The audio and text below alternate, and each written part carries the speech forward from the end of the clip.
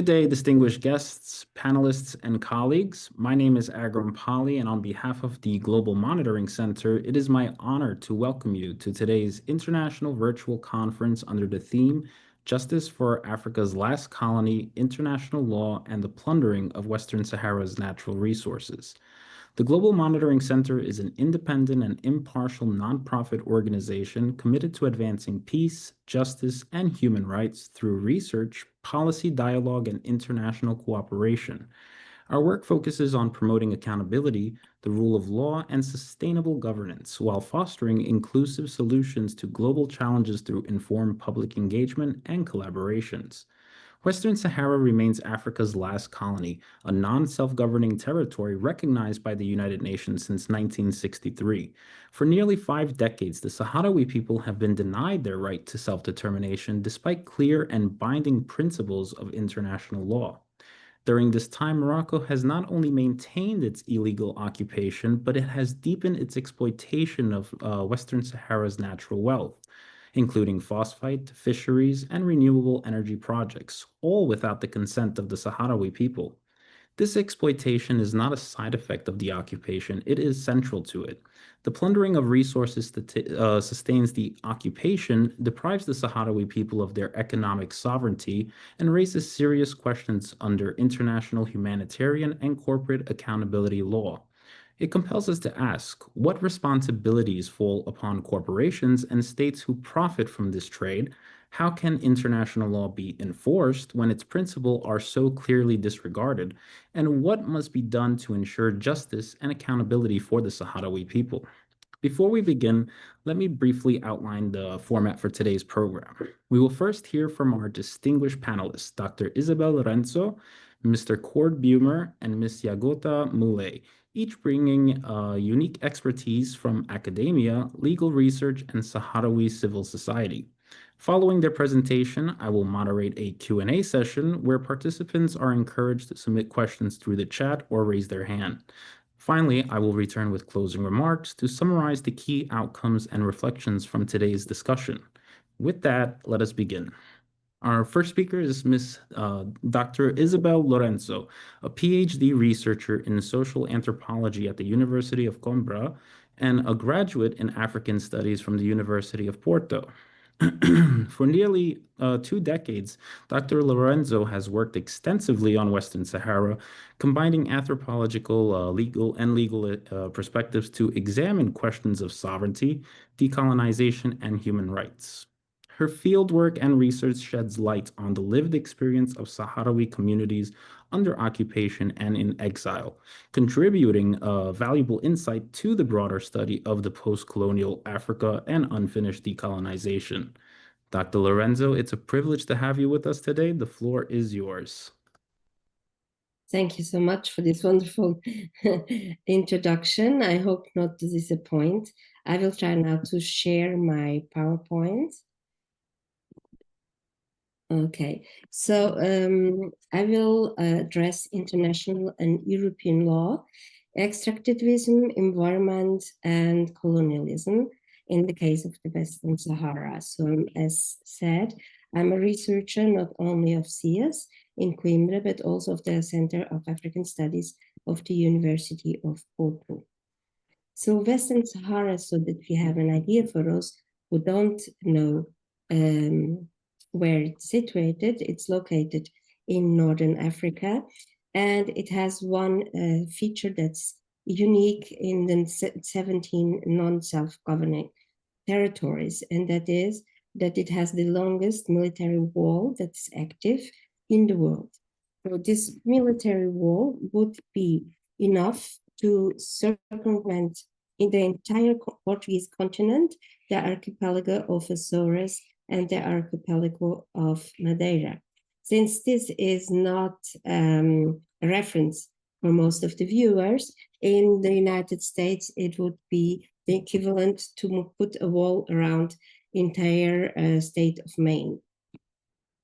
So we have 17 non-self-governing territories recognized by the UN at this moment, and you can see the list. What is interesting is that from the 17, 15 are occupied by by 3 members of the Security Council of the United Nations. So this explains in great part why decolonization does not go forward when you have 5 permanent members that are the occupiers of 15 of the 17 territories. In the case of Western Sahara, we have distinct issue that we had also with East Timor, that meanwhile is free, and that is that it has 2 administrators. So we have the administrator de facto, that is Morocco, the occupier that is present, and then we have the administrator de jure, that means by law, because Spain never ended the decolonization process. So colonialism, extractivism, and greenwashing. Colonialism is a system, I'm sorry, I don't know what happened now. Here, yeah. A system of political, economical, and cultural domination in which a power occupies and governs a territory without the consent of the local population, which is what is applied to Western Sahara. It's prohibited by international law, according to UN Resolution 1514, and which demands the decolonization and the right of peoples to self-determination. We will see further on the distinctive ways colonialism is applied in Western Sahara. Extractivism or plunder of resources, but the word that is now used is extractivism, it sounds nicer, is nothing else than an economic model based on the intensive exploitation of natural resources, minerals, oil, fishing, land for export without benefiting local populations, in this case, local native population, because of course the settlers are benefiting from it and the occupiers also, and without any concern for completely depleting resources and causing contamination of the soil, of the water, etc. In the case of Western Sahara, the water is all from a non-renewable source. It's fossil water. So this will be a problem not only for Western Sahara, but it will affect the entire northern region of Africa. And not only because the continent is connected, and when one ecosystem is in danger, everybody is in danger. This is regulated by international treaties such as the Convention on Biological Diversity of 1992 and the Paris Agreement of 2015, which impose environmental limits and indigenous rights. The greenwashing is a practice in which companies or governments promote misleading environmental policies to appear sustainable, concealing negative ecological impacts, and also to justify extractivism as beneficial to the indigenous population, and not only to the indigenous populations, but also to the world in general. Considered misleading advertising prohibited in several jurisdictions, such as in the EU Directive on Misleading Environmental Claims in 2024. This is more or easier in Western Sahara, in the occupied territories, since there is no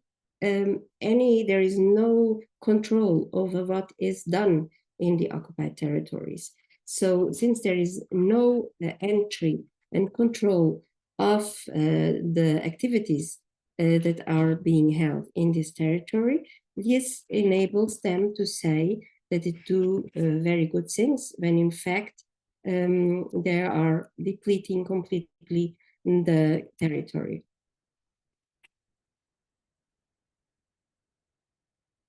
International and European law on extractive industries and colonialism. International law, we have the principle of self-determination of the peoples, as I already told you, and protects non-self-governing territories, which is the case of Western Sahara, from exploitation without consent.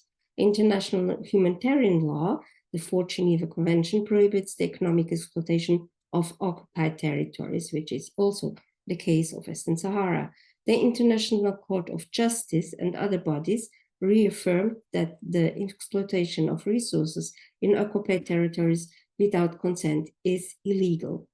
European law, the European Union is committed to respecting international law, they say, in its trade agreements and policies.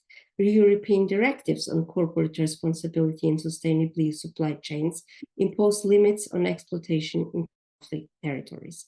Despite these principles, the involvement of European companies and institutions in extractivism in colonial context remains a reality, and especially in Western Sahara, where the majority of the exploiters are from European countries. And now we have also Israel, for instance, and Saudi Emirates and other countries that are joining this exploitation. Israel is exploiting petroleum at this time.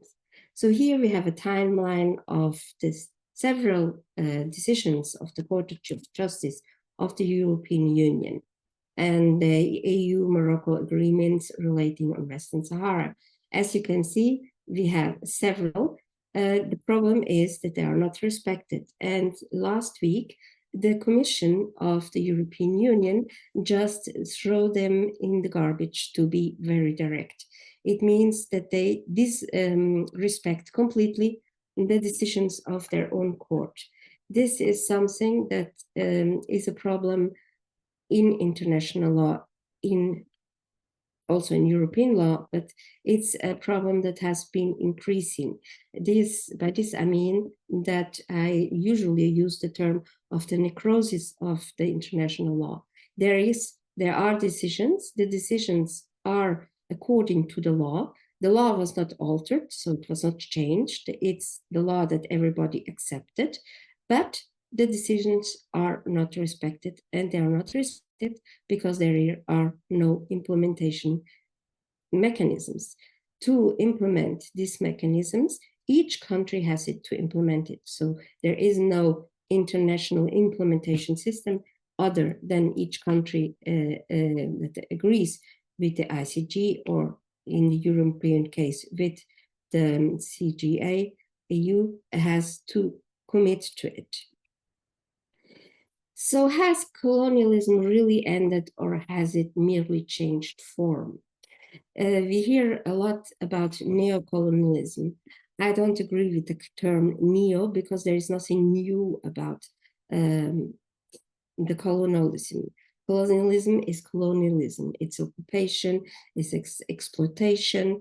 And in the case of Western Sahara, we have the phosphate mining that was the beginning of the occupation and the first resource that interested the occupier, in that case Spain, but it never ended. It only took on new forms beyond the change from colonizer A to B, Spain to Morocco. Not only did extractivism continue, it worsened. And with new technologies, mostly technologies from Germany, at its disposal, and indirect and direct financing from external actors, also from the European Union, extractivism continues to be an instrument of domination and exploitation, where resources are plundered to benefit external interests, while colonized people continue to suffer the environmental, economic, and social consequences.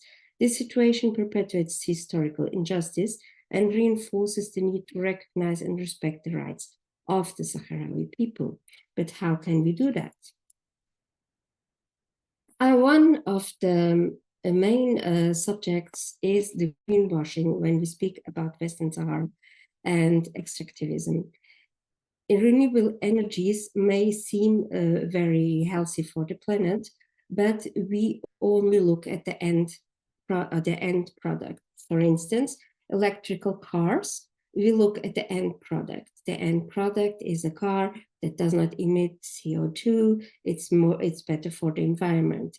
We can't be against that. But how was this car constructed? How much water went into the lithium, the cadmium, and everything else, all the components that it's needed to produce the batteries? How is it possible that the weight of the car that is impacts a lot in the roads, destructs the roads more, and so there is more need for petroleum because the petroleum is needed to produce the roads. So in fact, it's greenwashing because we look at the end product and are very happy, but don't see the line of destruction and of depletion of the countries and how and in which conditions these things are made. So in the case of Western Sahara, as you can see in the map, Western Sahara has higher temperatures. According to many people, this is very good for solar panels. Others do not see it like this. Like, for instance, here in Portugal, we had a very, very big heat wave this summer, almost 50 degrees. And we had to, the people who have solar panels in the houses have had to put something on top of them because they produce too much energy and destroyed the batteries. So too much sun is also not good. But this is not the issue. The issue is the physical expansion of the occupation through these solar panels that we are talking about, kilometers and kilometers of solar panels. The construction of these projects requires vast areas of land, especially in the case of solar parks. And I like the name parks because it looks like you can walk through and have a nice afternoon, which cover large areas with photovoltaic panels. So these photovoltaic panels have a high demand of maintenance. And also they are introduced in an environment that didn't have any coverage before. The territorial occupation, Morocco uses this infrastructure as a way to consolidate its presence and control of Western Sahara, of course, making future decolonization even more difficult. First, it includes foreign companies and foreign countries, and these projects are a reason for the introduction of more Moroccan settlers who settle in the region to work in the maintenance and operation of the facilities, further altering the demography of the territory, which is already altered and was altered for the first time with the Green March, which was not the beginning of the occupation. The beginning of the occupation was on the 31st of October when the invasion of the tanks and the military started, and the 6th of November was actually a transfer of civilians, administrative forces, and also military forces. Also, when we say this creates jobs, it does not create jobs for Sahrawi. The Moroccan colonialism is completely different from other kinds of colonialism because they don't need workforce. They have excess of workforce and a huge unemployment percentage in their own territory.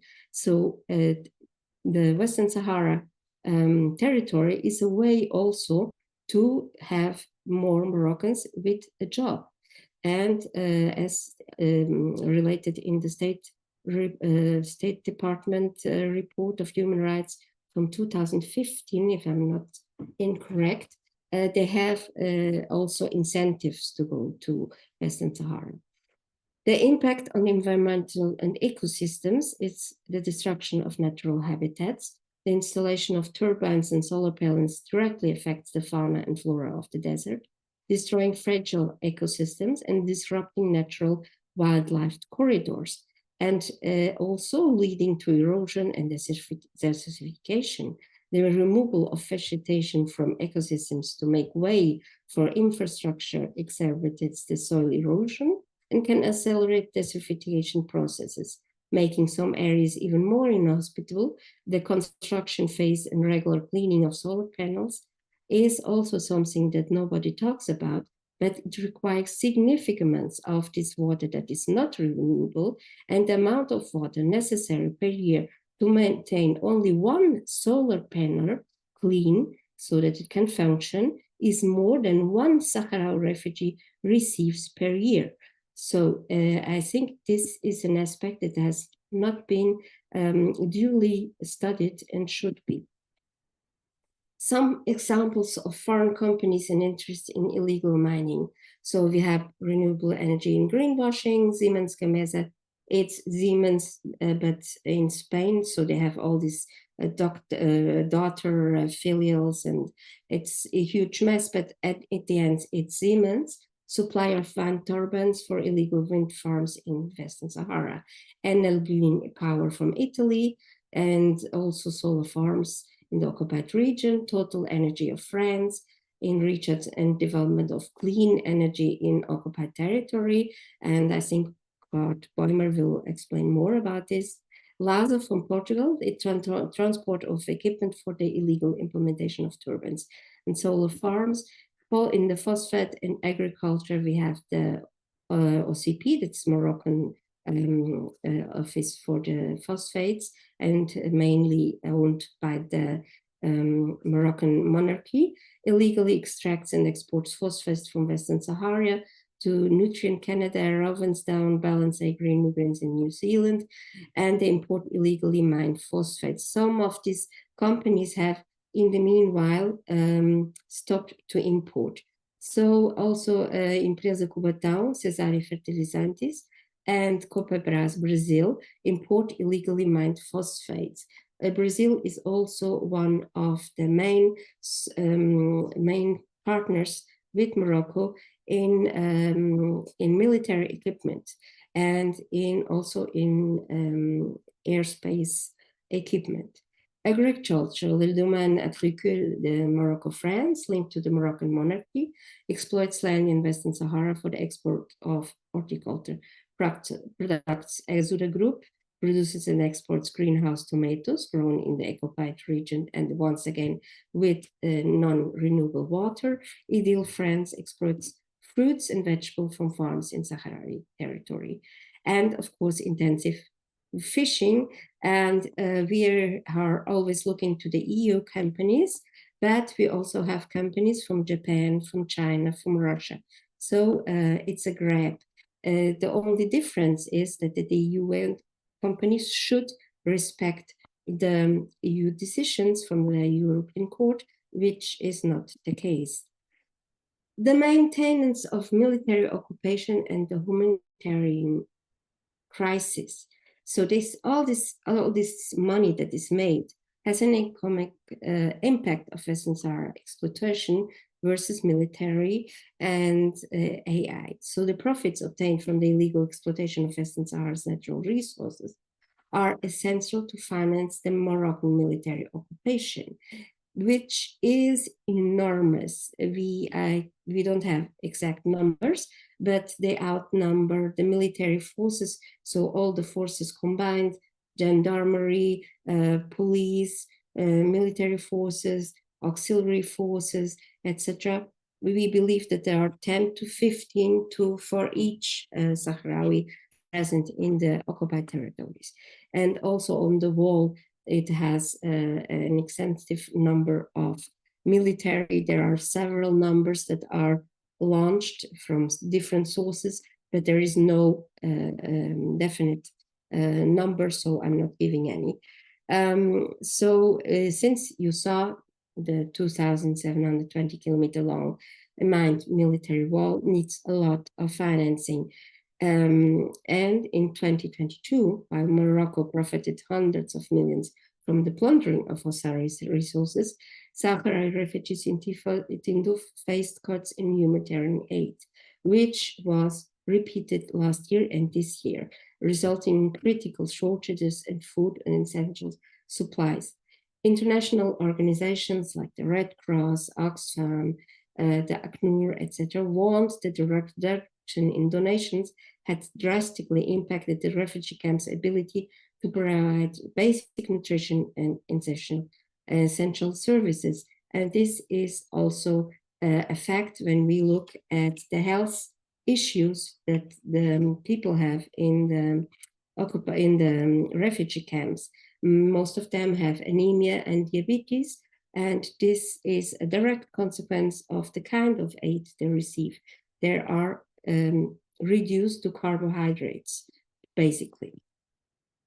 In conclusion, colonialism, extractivism, environmental destruction, and disregard for human rights are only possible to the systematic violation of international law in all its forms. The case of Western Sahara is an alarming example of this reality. The illegal occupation and the intensive exploitation of its resources occur with the complicity of companies, governments, and international institutions that ignore their own rules and resolutions, as was the case now of the European Commission. This collusion perpetuates oppression, misery, and environmental degradation, demonstrating how a lack of respect for international law results in the normalization of injustice. The struggle for self-determination of the Sahrawi people is a symbol of resistance against this global dynamic of exploitation and impunity. And I want to add that we look to these cases when we speak about international law always as an abstract concept. We don't understand that when international law is not implemented, like in the case of Western Sahara, the livelihoods of the Sahrawi are affected not only in the occupied territories, not only in the refugee camps, also in the diaspora. Their livelihoods are completely changed. The way, the traditions, the culture, the gastronomy, their daily life is completely altered. They have to alter their society to adapt to this occupation, to adapt to the fact they're not able to be with their families, that they're not able to be in their own country. And I will give the example of something that shocked me. It was like a long time ago. A 6-year-old child, a girl, I asked her how she felt. She is from the refugee camps, how she felt about the occupation, if she had an idea what it was, what it wasn't. She said, "Oh, I'm very, very sad because I could never see my grandmother, which is in the occupied territories, and I could never go to the beach with her and feel the beach, the smell, the wind in my hair, and I have never seen a fish. And they tell me that we own so many fish." Thank you so much. Thank you, Dr. Lorenzo, for your insightful presentation. Our next speaker is Mr. Cord Bumer, a master's student in political science at Goethe University Frankfurt and a graduate in sociology. His research, his research focuses on the Moroccan occupation of Western Sahara, studying the role of foreign economic actors and the rise of what we call green colonialism, when sustainability projects proceed without consent or accountability. Through his work, Mr. Bumer highlights the link between climate policy, resource exploitation, and neo-colonial dynamics in Africa. Mr. Bumer, we are delighted to welcome you. The floor is yours. Thank you very much for the introduction and for having me. I will now share my screen. As I said, thank you for having me. As you mentioned, my name is Kurt Bäumer. I'm a student from the Goethe University of Frankfurt am Main in Germany. I'm studying political science in a master degree.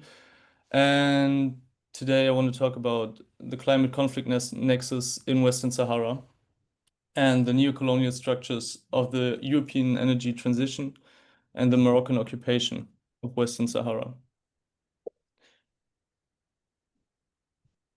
In the field, out of my perspective, there are 4 key elements.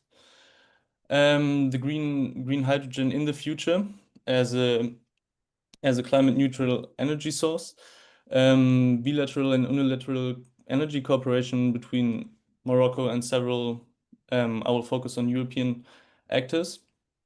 The green hydrogen production in Western Sahara, with a focus on its potential, and the political and economic implications out of these 3 elements. And yeah, in case of green hydrogen in the future, it has huge potential of a significant contribution to the clean energy transition, especially in Europe. There are more than 50 governments at the moment with hydrogen strategies, including nearly every European state. And what is what is more or less unique to green hydrogen is the derivate green ammonia has a possibility of long-term storage and global transport, which is in case of renewable energy very very important. Yeah.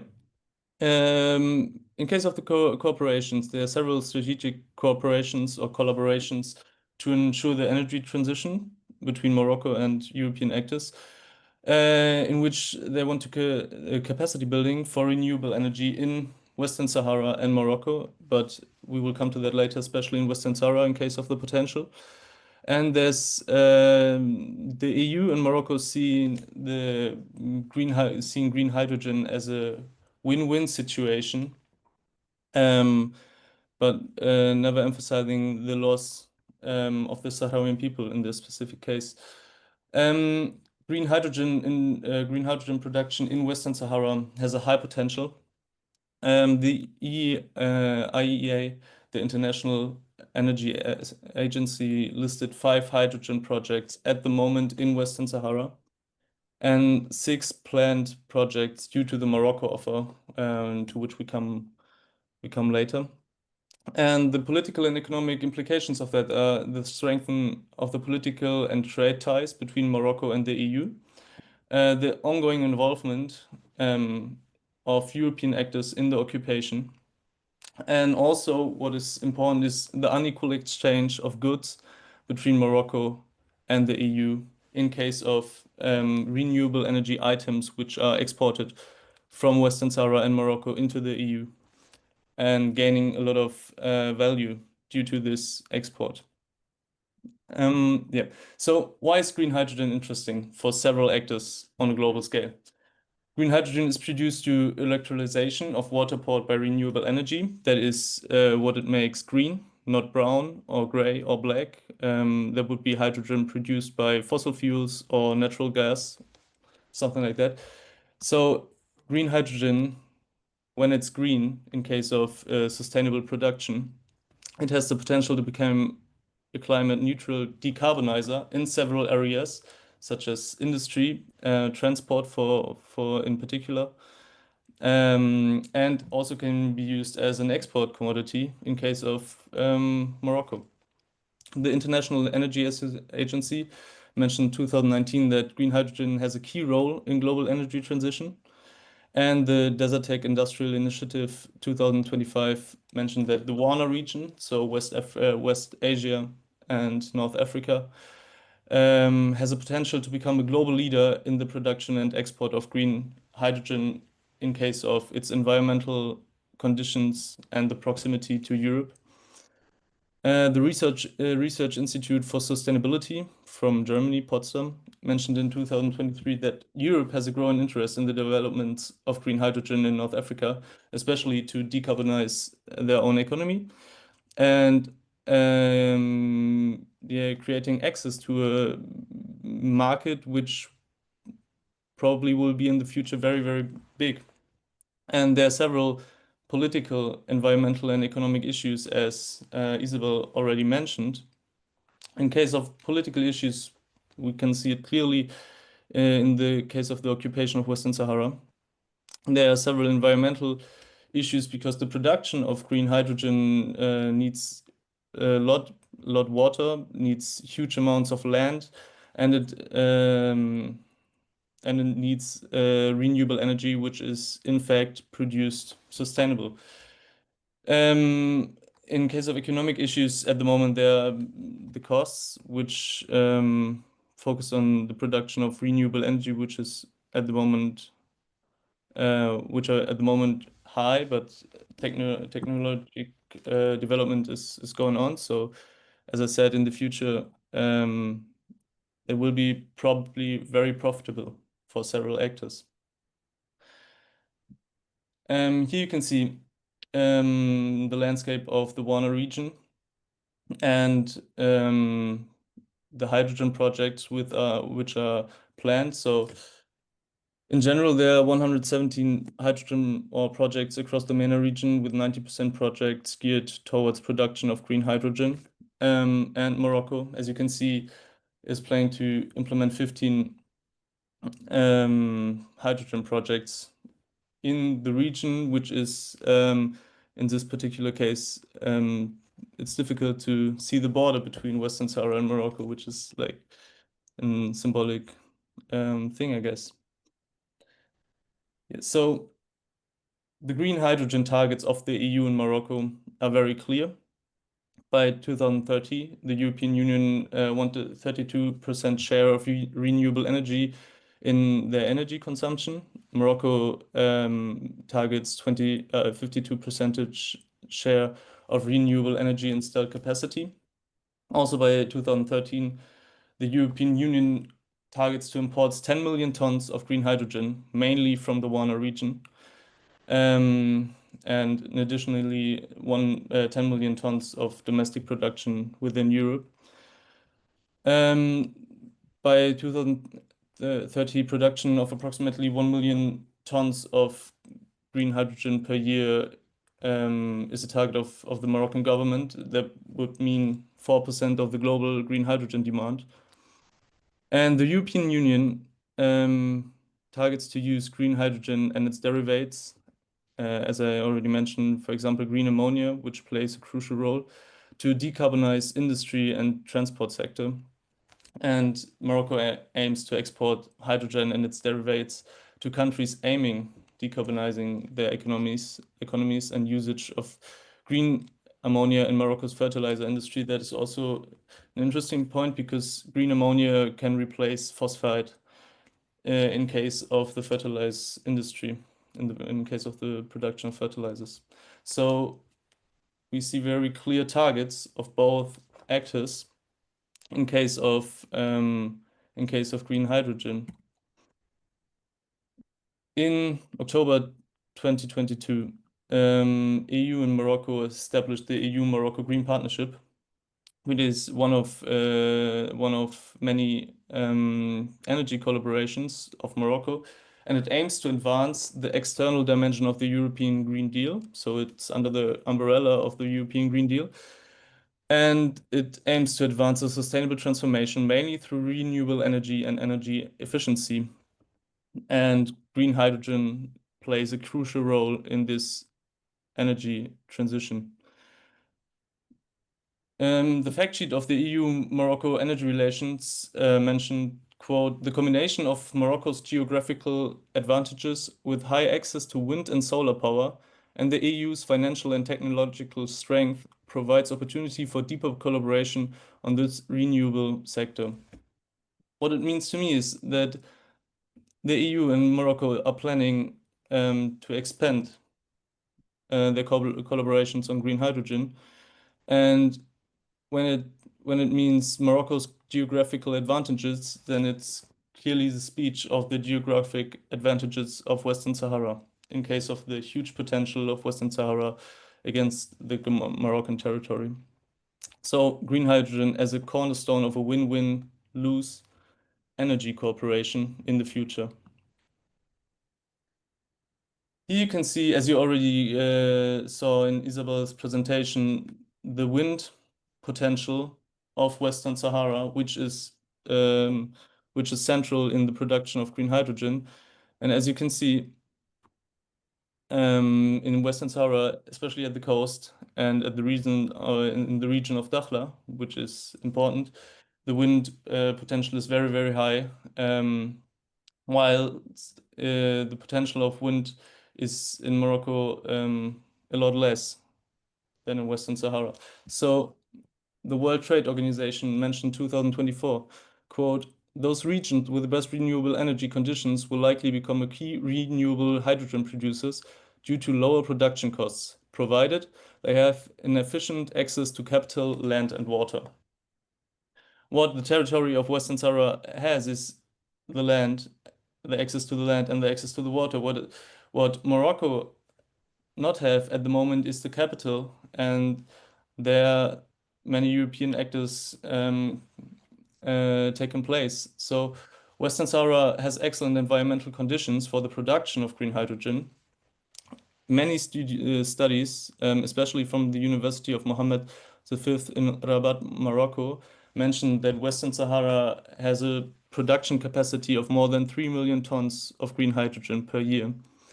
And in particular, the region of Dakhla, with a hydrogen production capacity of more than 1 million tons per year to extremely competitive costs in a global scale. So, to fulfill the energy targets of Morocco and the EU, both actors need the territory of Western Sahara. So, the next point, it's an investment program the Morocco offer. It was published in March 2024. And it's basically an offer to invest in green hydrogen production on the territory of Western Sahara. So the Moroccan government identified 1 million hectares of land in Western Sahara for investments and the production of green hydrogen, with an allocation of 30 billion US dollars towards 6 large-scale projects in the territory. In March the 6th, 2025, 5 consortiums, it's a combination out of 2 or more companies, are selected to invest and develop the infrastructure for the green hydrogen production. By names, it's the Ornex consortium out of Ortus from the USA, out of Exonia from Spain, and out of Nordex SE from Germany. Tucker from the United Arab Emirates, and CEPSA, I'm not really sure how to pronounce it. It's now called Mueve, and it's a company from Spain. Then the Nareva Group, which is from Morocco, the Aqua Power Group from Saudi Arabia, and 2 Chinese companies, UEG and China 3 Georges. So these consortiums now are in charge to developing the green hydrogen infrastructure in the territory of Western Sahara. And that is very new. In September 17th, 2025, the authorization of land reservation agreements for the consortium through the Moroccan government were established. So it's going forward. The plan's developing, and the land is now reservated. Yeah, so that is the crucial role of international and especially European actors in the production of green energy. There are like the IEA listed 5 hydrogen projects in Western Sahara at the moment. I listed now 4 because one of them doesn't have any information, so I don't want to list it. There's one Western Sahara hydrogen project in the region of Dakhla. Developing company is capital SA from Poland. Then there is a project called S2H2 plus BM Green Hydrogen Project, which developing company is from Sweden. Then there's a Dakhla Atlantic International Green Molecule Hub, also in Dakhla, which developing company is Oblin Green from the United Kingdom. And then there's the Dahamco Dakhla Peninsula Green Hydrogen Project in the region of Dakhla, which developing company is Dahamco, a subsidiary from Sahamco from the United Arab Emirates. So what we can see is there are established hydrogen projects, and there are 6 more hydrogen projects which are planned, and it shows the amount of potential in this region. And all of the information leads us to the climate conflict nexus in Western Sahara. So there are 3 entities. There is the EU, which want to decarbonize their industry sector, their transport sector, and their economies, and also want to get access to new markets, such as the green hydrogen market. Then there's Morocco, which aims to become a major green hydrogen producer. And then there's the Western territory of Western Sahara with a high potential for production of green hydrogen. And in the center stays the Morocco offer, which offers land from Western Sahara due to the Moroccan government to international companies such as Nordex SE from Germany or Spain, from Spain or Mueve from Spain. And between these entities, there are spheres like the ongoing land grabbing from Morocco in Western Sahara, which strengthen the occupation. There's between the EU and Morocco an strengthening of the unequal exchange of items due to any energy collaborations. And most important for me, there's a dependency between the EU and Western Sahara in exploiting resources through European actors, which strengthen the colonial practices of European actors. And all of that means to me green colonialism. It's land grabbing in the name of an ecological, sustainable transition, which completely ignore the rights of the Sahrawi people, the international law, the European law, and it happens. It happens all the time, and it's a big thing in the future, I guess. So yeah, thank you very much for your attention, and that's it. Thank you, Mr. Bumer, for your thought-provoking analysis.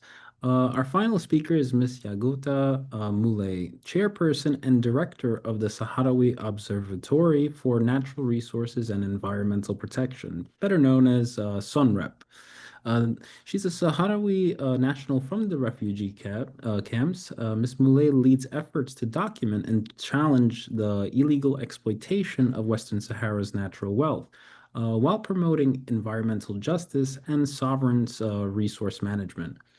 Her leadership bridges grassroots activism, research, and international advocacy, ensuring that environmental rights remain central to the Sahrawi people's struggle for self-determination. Ms. Moulay, it is an honor to have you with us today. The floor is yours. Good afternoon, colleagues and friends, and thanks again, Agron, for having me. It's an honor to be part of this important conference on justice for the last colony.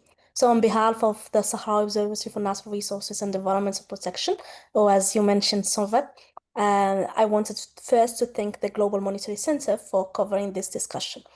And for all of us, we are very thankful for keeping Western Sahara on the international agenda. So as I speak last, I won't repeat what has been powerfully stated about the legal status of the territory or the international ruling. Those foundations are clear. But I wanted to emphasize something, and it's very important, and what we base our work on in SONREP, which is the principle of permanent sovereignty over natural resources, recognized in the UN General Assembly Resolution 1803 that applies equally to all people under colonial rule. So for Western Sahara, the International Court of Justice has said what said. The African Union and multiple rulings of the Court of Justice of the European Union have all reaffirmed that the Sahrawi people are distinct and that Morocco has no sovereignty or administrative authority over Western Sahara. Therefore, for us and for all Sahrawis, any resources exploitation or economic activity conducted without the consent of my people, the Sahrawi, is illegal under international law. Technically, and my apologies, I prepared the presentation, but due to technical issues, I won't be able to show it. So I'll be only speaking. If hopefully it won't be an issue. So, either ways, in my presentation, I wanted to look at a couple of things, including how Morocco is reshaping the narrative or its narrative using language of sustainability, the green transition, and even ecotourism, which is what we have been hearing the last couple of months, to normalize its occupation and to attract foreign investments or bypassing international law. So just before starting, and I will be very quick about that, just to speak a bit about SONREP, which is a Sahrawi-led observatory committed to monitoring and documenting the exploitation of natural resources and the environmental implication of this extraction in Western Sahara. We collect data, testimonies, and also evidence to reveal how the so-called development projects from phosphate to fisheries and also to wind and solar are taking place without the consent of the Sahrawi people. But more importantly, we analyze how global transition in the energy, trade, and climate policy are now being weaponized to enrich colonial realities. We are not against renewable energy, and this is we are very clear on that. No climate action or sustainable developments. We are against greenwashing the colonialism and normalizing the staying of an occupying power in our territory while we live in a refugee camp or under occupation or even outside, which is in the diaspora. So for decades, Morocco control of Western Sahara relies on two things: military occupation and resource exploitation. This is so clear. Phosphate, fisheries, and agriculture, and now renewable energy. And especially the emergence of renewable energy, it became what made things very, very hard for us to comply. So for decades, when we speak between each other, I mean the Sahrawis, we thought when fisheries and phosphates is finished, Morocco will leave. But now with renewable energy, it's become clearer than ever that Morocco is staying. There is no end in sight for this occupation. As it's already explained by Mr. Conrad in his presentation, the emergence of the use of hydrogen as another form of renewable energy, or what's even mentioned by Mrs. Isabel in the first presentation, the banner of green transition, Morocco presents itself in the region as leader in this renewable energy and sustainable agriculture, and even, as mentioned earlier, eco-tourism. But when we look closely, we see that much of this so-called progress that happening in Morocco, or this is what's said, it's actually in Western Sahara under conditions that exclude and silence the Sahrawi people. Just for everyone to know that we become a minority in our own land. Morocco, they occupied Western Sahara, they bought settlers, and now we are not even 20% in occupied Western Sahara. So that's what make all beneficial, or whenever Morocco speaks about benefiting the population, it's mean that they are benefiting the Moroccan settlers, not the Sahrawi people. The Sahrawi people lives in a very harsh condition in a place where even the UN mission for MINURSO, the UN mission for referendum in Western Sahara, is the only UN mission that doesn't have a mandate for documenting and monitoring human rights. So wind farms near Bujdur and Al-Ayoun, solar plants in Dakhla, green hydrogen facilities are all promoted as symbol of clean energy. Yet, as clearly seen, is built on stolen land without no consent, and they are primary power, the primary power of illegal industries, fish processing, phosphate, transport, and agribusiness for experts. So what we see, how the narrative used by Morocco rebrand its own occupation. Morocco has become very adept at rebranding occupation as opportunity. It does this through sophisticated narrative strategy. And I want to go ahead and explain each one of these strategies. The first one is this so-called green transition and sustainability, portraying Western Sahara as a stable investment zone where renewable projects support African climate goals, and this was clearly explained by Mr. Conrad. The message to investors: don't think about politics, think about sustainability and profits. For sustainable tourism and promoting Dakhla, especially when we speak about tourism, we are speaking about Dakhla. Morocco has succeeded to promote Dakhla as an eco-paradise. It's a desert retreat. Tourists can fly into the occupied zones marked as Morocco Southern Province, and aware, of course, of the displacement and surveillance faced by the local Sahrawis, not the population, but the Sahrawi people. Also, there is a lot of talk about empowerment and inclusion. So using Morocco settlers or Morocco appointed council to claim that the people are benefiting. But these are token a token of structure, not representative of the Sahrawi people. The only representative of the Sahrawi people is, of course, the Polisario Front, and this is very well known. And this narrative are repeatedly heard in global summits, business forums, and media outlets, turning an occupation into a story of a climate innovation. Very unfortunate, and especially since we speak about international forum, when we speak about COP, and especially COP, we see how Morocco presents its NDCs, national plans for combating climate, including projects that are located in Western Sahara, and those meaning that receiving financial mechanism to carry out this kind of projects. So this is more clear than ever that the international community is involved in maintaining this occupation by not questioning this project or what's presented in Morocco's own NDCs. So today, and with the changes in the international order, the world is becoming more and more hectic. We see a clear double standard when it comes to Western Sahara. And this is nowhere in this narrative is more dangerous than in relationship between Morocco and the European Union.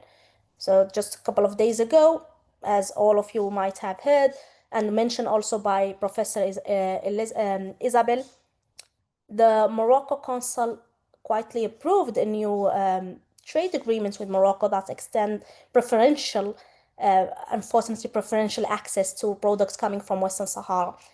They mention in this trade that these products will be labeled as العيون or coming from العيون ساقية الحمراء or دخلة وادي الذهب. They are clearly coming from Western Sahara, but again using terminology used by Morocco. This agreement was celebrated in Rabat as a proof of Europe now recognizing Morocco's economic sovereignty over the region, but unfortunately, it's clearly that this deal violated the ruling of the Court of Justice of the European Union, and which clearly said or stated that Western Sahara is separated and distinct from Morocco, and the Sahrawi consent is required for any agreements covering the territory through its legal representative, the Polisario Front. Again, it's very important to pay attention to the labeling, because this kind of labeling mechanism is a thin disguise. It's a political maneuver that seeks to normalize a legality through administrative language, and that's very unfortunate. So for us, in Sonrep and all the Sahrawi people, we immediately condemn this deal as unlawful. Of course, it's unethical and unsustainable. Our research has already documented how products from Dakhla, and this is, you can find this information in Sonrep main websites, such as melon and cherry tomatoes, fish oil, and enter the European markets labeled as Moroccan. And now, even if you put العيون والدخلة العيون ساق الحمراء والدخلة وادي الذهب, it's still the one benefiting is Morocco, and that's unfortunate. So by ignoring the EU, by ignoring judicial ruling and civil society warning, is undermining its own Green Deal's principle, its own human rights due diligence framework, and its credibility as a global leader when it comes to respecting human rights and also climate leader. So a deal built on stolen land cannot be green, and that's hopefully all of us can be certain about this. What make matter worse is the Southern Province marketing strategy, and this is very important to understand. The new trade and agriculture agreements use the language of deserves scrutiny, and this refers to the Southern Province, which is Morocco political term for the occupied territory, as a zone of opportunity. Morocco State Agency actively markets those areas as ideally for renewable energy parks connected to Europe grids, exports oriented agriculture using desert irrigation, green hydrogen corridors for future EU supply, and sustainable tourism to diversify the local economy. Investors are promised stability, incentives, and alignment with EU climate objectives. But beneath this PR language lies, of course, a grim of reality. So we have water scarcity, ecological degradation, and the total exclusion of the Sahrawi people from planning, employment, or any benefit. This is a green colonialism. Desert is or dressed in the vocabulary of partnership. So the environmental reality, as explained behind this issue, is very clear. Around Dakhla, or so-called sustainable agriculture depends on massive water extraction from fossil aquarius, non-renewable underground water that it's depleting rapidly. El Ayun, for instance, wind turbine built in by Siemens Gamesa, and Nareva supplies electricity not to local homes, but to the phosphate industry that exports resources to Europe. So, and lastly, which is the upcoming Dakhla Green Hydrogen Zone, which Morocco promotes as a flagship for Africa, would require huge desalination plants, chemical infrastructure, and land clearance in fragile coastal ecosystem. This is not environmental progress, and that's clear. It's, of course, industrial colonialism in a green disguise. So the EU deal, and it's more like a global hypocrisy, and of course the Critical Raw Materials Act are meant to secure European energy transition and reduce dependency on fossil fuel. But if these initiatives really rely on material, energy, or products sourced from occupied land, which is the case in Western Sahara, without transparency, without consent, Europe is exporting its ethical problems, not solving them. From us, from Sunrep, we warn the EU pursuit of strategic partnership with Morocco, because it risks turning climate cooperation into complicity. It's creating a new form of dependency. Europe, of course, depends on Morocco for green inputs, and Morocco depends on occupation to deliver them. So meanwhile, the Sahrawi people remains displaced, which is the case of myself and my family, and thousands of families, of Sahrawi families, disconnecting from their own national wealth.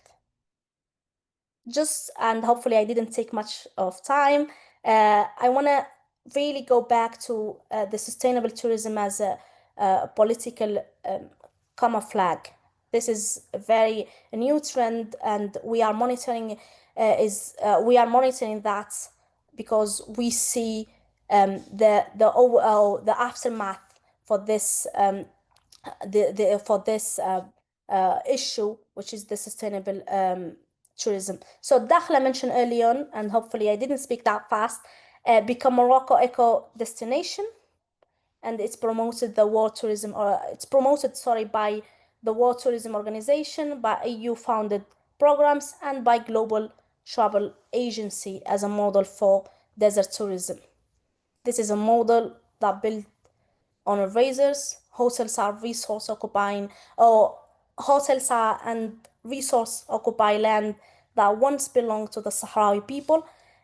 And this is very, very, it's against international law. And so tourists are not told, or they are not told anything about the military wall that Isabel mentioned early on, that divide the east and the west of Western Sahara with millions of landmine. Neither they are told about the people who lives in the refugee camp. So green tourism become a soft power tool, polishing Morocco image while silencing the occupation. So this is as clear as ever, or clearer than ever. It's not sustainable. It's culture laundering. And we launched a campaign called, just a couple of days ago, called No Deals on Stolen Land. This is a campaign by Sunrep and also by other organizations, civil society organizations, that we call on all the people who are listening to us to join us. This campaign has a couple of objectives, which one of them is expose and document and publish evidence of economic activities in Western Sahara conducted without the consent of the Sahrawi people. Of course, mobilize, and this is by building global awareness among consumers, especially in Europe, investors and policy makers about the illegality of such deals, and also to transform, because it's very important for us to promote a right-based framework for sustainability that puts decolonization at the center of climate action. The world cannot we cannot have a transition to clean energy through dirty politics. So just to conclude and very briefly, the struggle for Western Sahara, of course, is not only a struggle for territory, it's a struggle for justice and for the people to exist. The real green transition must begin with liberation, and it must be built on consent, sovereignty, and accountability. So our message remains simple and clear: no deals on stolen land and right before deals. And that's the slogan for our last campaign. Thank you so much. Thank you, Ms. Moulet, and thank you to all of our distinguished panelists for those powerful and thought-provoking presentations. We will now open the floor for questions and discussion. Participants may submit their questions using the chat box or raise their hand to speak directly. We'll do our best to address as many as possible within the time that we have. I do have one first question from a guest. Her name is Carmen Johns, former UN staff at MINURSO. She says, I have a question regarding Morocco and Western Sahara's natural resources. I am interested in disinformation. Has Morocco publicly misrepresented Western Sahara's natural resources? I spent years in MINURSO, and I remember very clearly one thing. If you ask the Moroccans on the presence of phosphates informally, they say, oh, that's very little. Whereas the Sahrawi said to me that the phosphate extended from the mine all the way down to Dakhla. Two conflicting views, to say the least, she says. Has the government of Morocco done this publicly, misrepresenting the facts of Western Sahara's natural resources? And if so, how? And I can give that question over to Isabel if she can take over for that. Thank you, Carl, for your input. Actually, it was never misrepresented. That must have been somebody that's not linked to reality at all, because the whole issue of the three-party agreements between Spain, Mauritania, and Morocco had in it that Spain would continue to receive part of the phosphates. The phosphates have been large. You saw in my representation, as I think, 3 maps, and with the phosphate mining, and it's exactly how much bigger it gets every single year. So these are satellite images that you can consult at Western Sahara Research Watch, for instance. And also, we did not speak about this, but in my master thesis about Ulo Friedbeck, who was the first envoy for Western Sahara in 1976, the whole discussion in behind the scenes was actually not about the phosphates, but about the iron. So there are huge iron deposits besides gold deposits. I think Yaguta and we could stay here for 2 days speaking about the richness of Western Sahara, because it's immense. And for instance, fisheries is being depleted. We have reports from the fishery side, and the fish is being depleted. But this is not a problem for a colonizer. A colonizer depletes its wasteland. They extract everything they can as long as they can, and then they will go on extracting something new. But in reality, phosphates are huge. The problem for the Moroccans with the phosphates is that some time ago in the EU laws, they wanted to change the composition that was permitted I'm not in this, I don't know, but phosphates have different components, and apparently the phosphates from Western Sahara have one component that was above the level that would be admissible. So they just changed the grade of the admissibility and continue to receive phosphates. But the biggest consumer of phosphate is Brazil, and also Australia, several countries, and Japan, and so on. But the phosphates have another, and this has to do with the solar panels. Sorry, I'm expanding the answer. The solar panels are being also very negative, impacting the Amazonia in Brazil, because the sand transport natural phosphates that are not mined and that are essential for the existence of the Amazonia. So if Amazonia disappears, we all disappear. I think this is clear even for people who usually deny climate change and other things. Also, this sand that comes towards Portugal, Portugal has several days that we are completely red sky. We are like we're in the refugee camps, and it's good for the agriculture. So the solar panels reduce this kind of transport of natural resources. But to answer your question, no, this was it was never misrepresented. They're actually quite proud of the production they have. Thank you, Dr. Lorenzo. Very insightful. We have another question. Her name is Caitlin Thomas. The question is, has anyone explored the possibility of the Polisario suing the EU importers of products from Western Sahara for damages?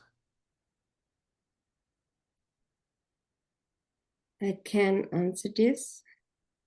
So, according to several European jurists, and as I said before, each country has to act. So, the fine that would have to be paid would not be from the importer, but from the state, and not to Polisario, but to the European Union.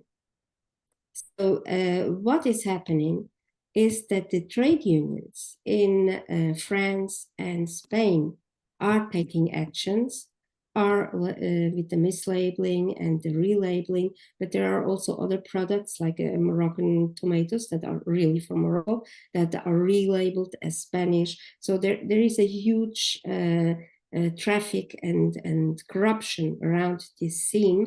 And I think that we will have some news from the trade unions to Spanish trade unions. You must be better informed than me, have already taken action.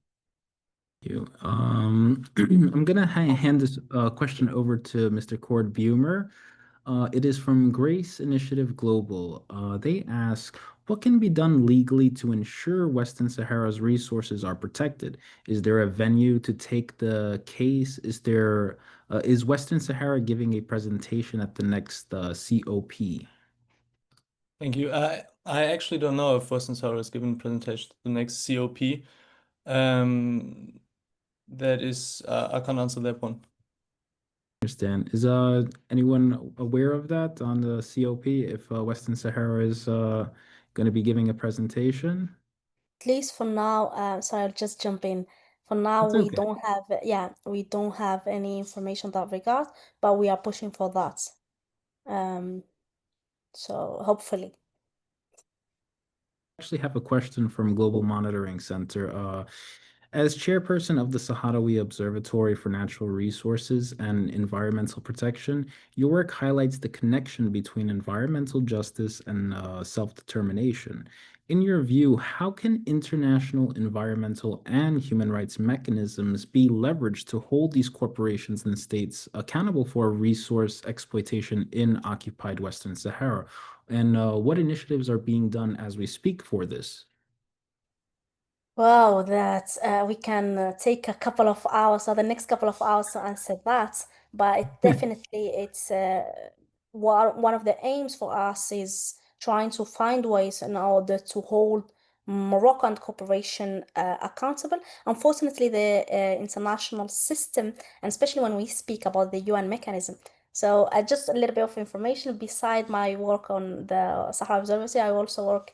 I deal with the UN mechanism in Geneva and the Human Rights Council, and definitely when it comes to cooperation, and especially trying to connect self-determination, international law, and the extraction and legal extraction, we go to the working group on business and human rights, and there we try to submit evidence in order for us to make this link. We actually, in the beginning, before going into like the real extraction, resource extraction, we try to link the self-determination to racial discrimination, to other human rights violation, in order for us to test the waters before bringing up the issue of resource exploitation.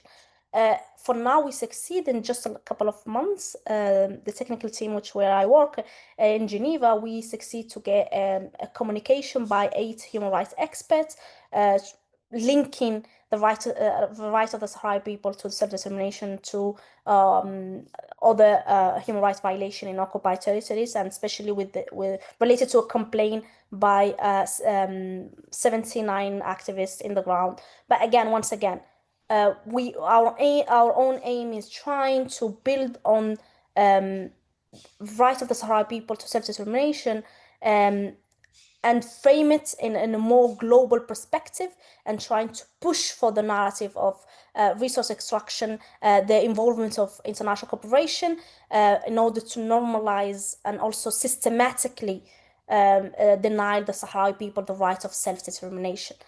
It's a huge battle, let's put it this way. Morocco is putting too much effort, and especially when it comes to companies involved in renewable energy. You might have noticed, but the shift of the discourse, Morocco discourse, in the last 15 years become more and more emphasizing the importance of the green transition, labeling, as I mentioned earlier, Morocco as a leader in this transition, and that's why they try to further distance themselves of anything related to the rights of the Sahrawi people of self-determination, and even the mention of the Sahrawi people when it comes of their strategy or to not harm the discourse when it comes to renewable energy. But we are building on that. And hopefully in the next couple of years we will go to court, international courts, taking Morocco not only because of this systematic violation and denying the Sahrawi people the rights of self-determination, but also building on evidence in different fields, starting from human rights toward environmental implication and resource extraction. Hopefully I did answer that. Thank you, Ms. Moulay. That was very well said. As we conclude today's conference, I want to express my deepest appreciation to all of our panelists, Dr. Isabel Lorenzo, Mr. Cord Bumer, and Ms. Yagota Moulay, for their invaluable contributions, and to all the participants who joined us from around the world. Today's discussion has made one thing unmistakably clear. The question of Western Sahara is not a regional issue, but a global test of the international system's commitment to justice, self-determination, and the rule of law. The Global Monitoring Center will continue to advocate for accountability, transparency, and legal governance over natural resources in all non-self-governing territories, ensuring that no people are left voiceless in the pursuit of justice. Once again, thank you all for joining us. We look forward to continuing this vital dialogue in our future sessions. Thank you once again, and have a good day, everyone.